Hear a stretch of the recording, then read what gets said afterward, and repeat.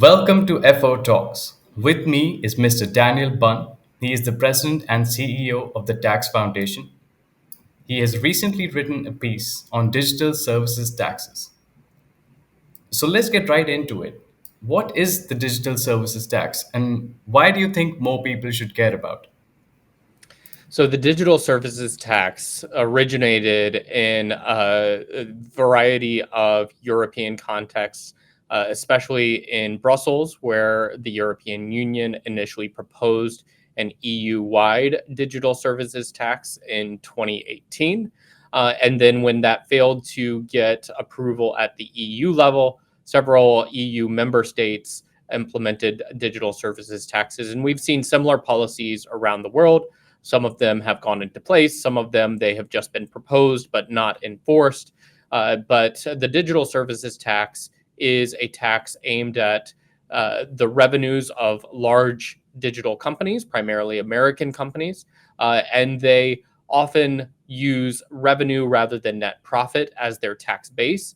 And that means there's going to be high effective tax burdens for businesses with thinner margins than those with larger margins. That makes the tax regressive. And it also, from a US standpoint, makes the tax discriminatory. All right. So correct me if I'm wrong. If a country adds a digital tax, does that mean my Netflix or my Amazon Prime or Uber or YouTube Premium subscription becomes more expensive? Is that how It, the digital services tax works? so the digital services tax applies to those service providers, and then those service providers make choices about what to do with their pricing.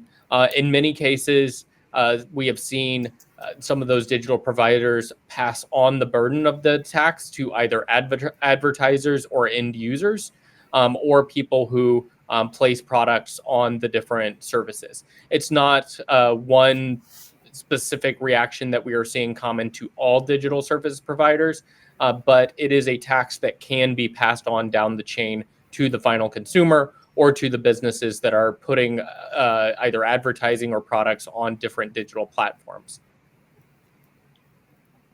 All right. So, well, what you're saying basically is that it is up to the firms and the companies on how they go ahead in dealing with the digital services tax. Yes, So, that's. Oh, sorry. no, please go ahead. Yes, that's correct. I mean, usually when there's a tax policy, the what the tax law can design is they can design uh, who pays the tax, who is responsible for actually sending the payment to the government, but governments cannot control how businesses react, and that could mean higher prices, that can mean lower wages, that can mean lower payouts to shareholders, and that's an important thing for lawmakers to understand. Certainly you can design a tax that you say is going to be owed by a specific company, but you cannot control how that company adjusts other margins in response to that tax. Okay. So you're right. Governments can't control what companies do, but governments can control what they do. So is digital services tax, is it a start of a global tax revolution or is this just another sneaky way of taxing the big tech?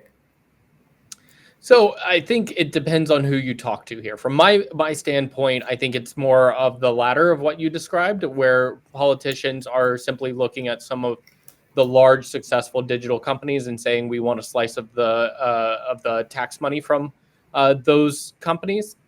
But what we have seen over the last several decades is a transformation in a lot of economies that have transitioned to more of a services based economy. And I think policymakers would be wise to think about what the right approach should be for taxing cross border services and how you avoid effects of putting too much pressure on cross-border service providers such that businesses choose not to invest or choose not to make services available in different jurisdictions.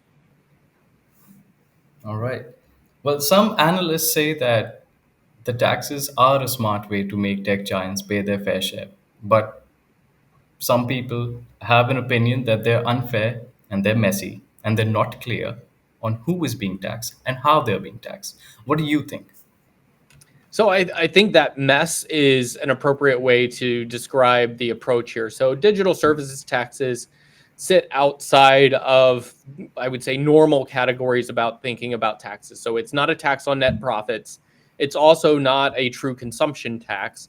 And I think it would be worthwhile for governments to think about whether the right tool is actually something that is this de novo approach, or if a more appropriate tool is something like a traditional goods and services tax or value added tax, because a lot of jurisdictions have looked at the digital economy, digitally provided services, and figured out ways to make sure that those services are included in their goods and services taxes or in their value added taxes. And I think that's a more efficient and transparent way to go about doing this.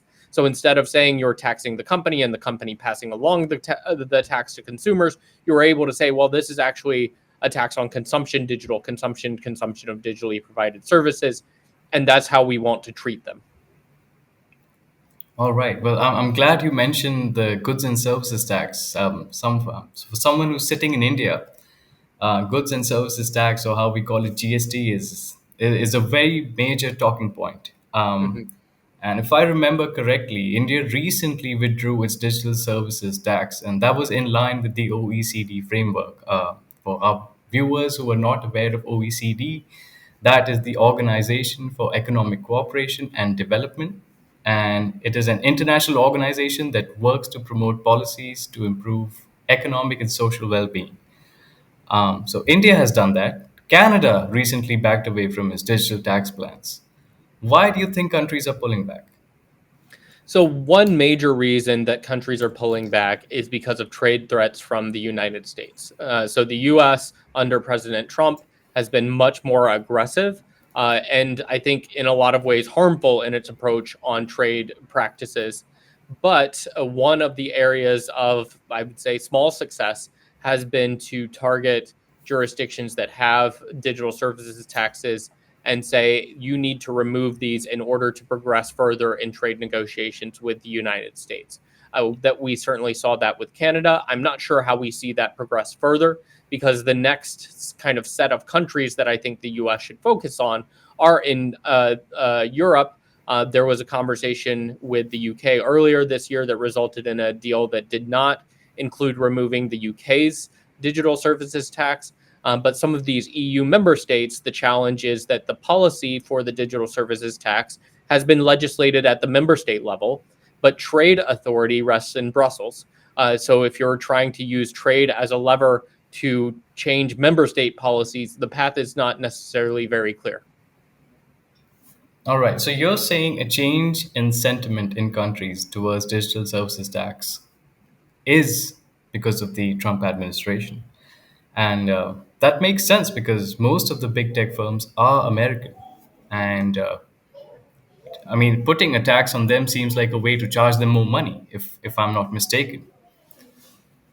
My Yeah, final question to you is, what happens when the White House says enough and they retaliate against countries that are trying to put digital services tax? What could that retaliation look like?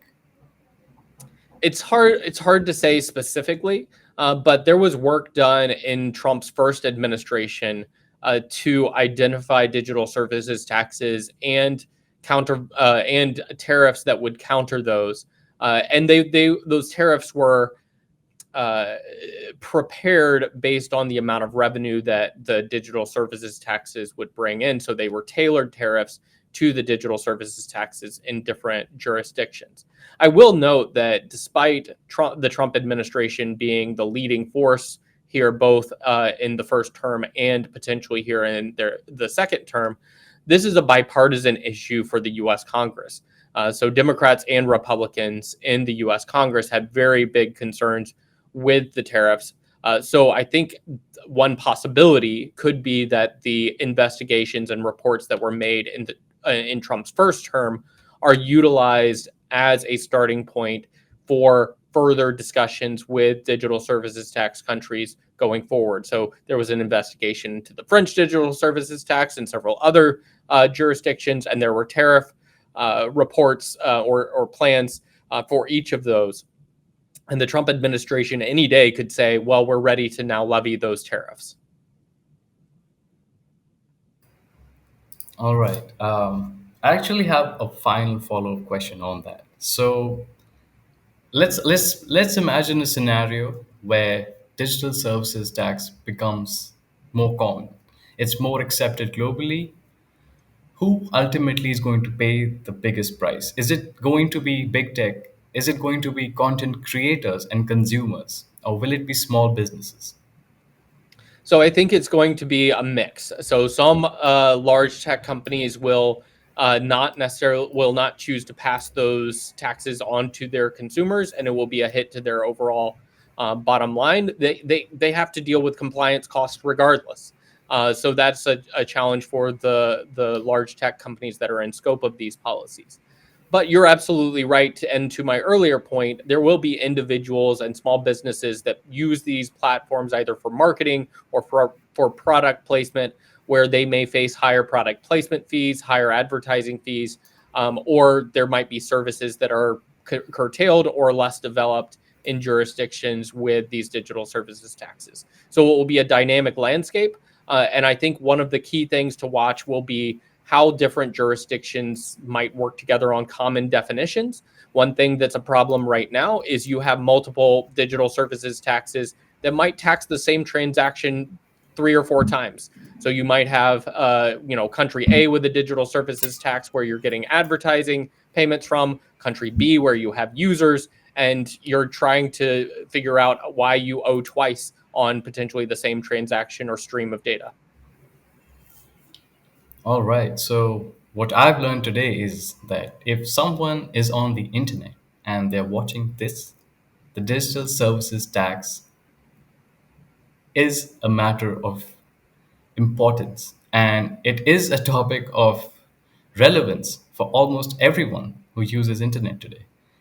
So, on that note, thank you very much, Mr. Bunn. This was a very insightful and detailed conversation.